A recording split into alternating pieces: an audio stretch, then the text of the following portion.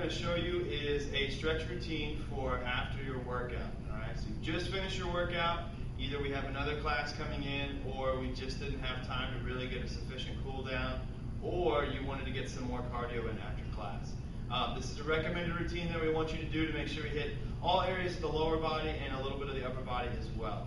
We'll start off with the lower body. I'm going to start off with just doing the hamstrings.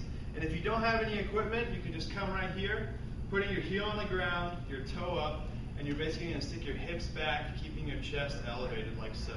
Alright, this really isolates the hamstring and can create a really good pull. You'll hold this for about 10 or 15 seconds and then switch and do the same thing on the other leg.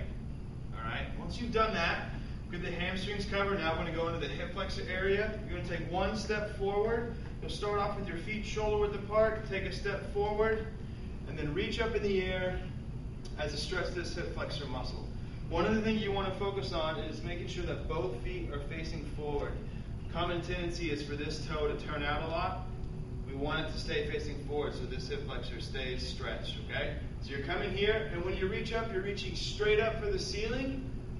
Not so much back, usually because the low back is a little bit hypermobile and it can create a little bit of discomfort. So reach up here. If you're able to go back a little bit, that's fine, but really try and get that hip flexor in there.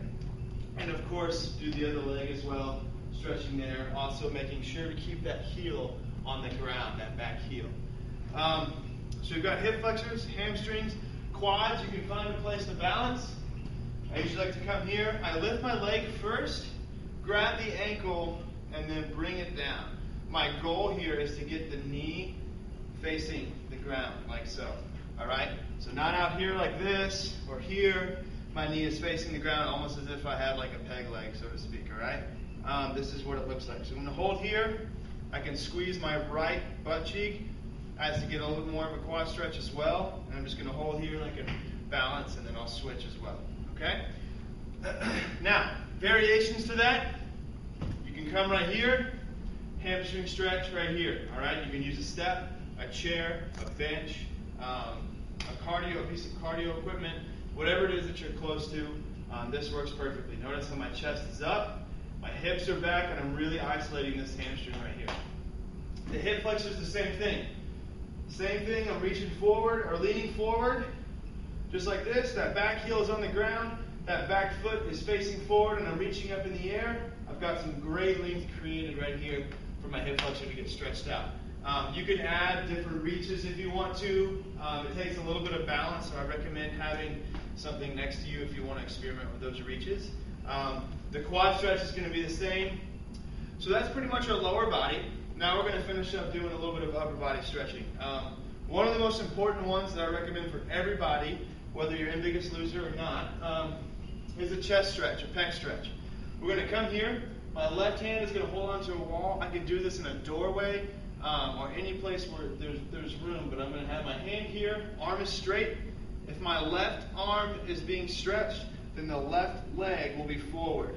And I'm going to lean forward just like so. And I'm getting a good stretch through my pecs, through my biceps, even through my forearms. Alright? If I want to add more of a stretch, I can rotate away from the wall a little bit, and it can really create some good length there. And then I'm going to want to switch and do the same thing here. Pec stretch, bicep, a little bit of shoulder, and forearms. Alright? And then we all know this one. You can basically come right here, stretch out the shoulder. It's a good opportunity just to kind of roll the neck out a little bit too. So we're cooling down, so we're just really trying to get everything, the heart rate, all that stuff to slow down on us.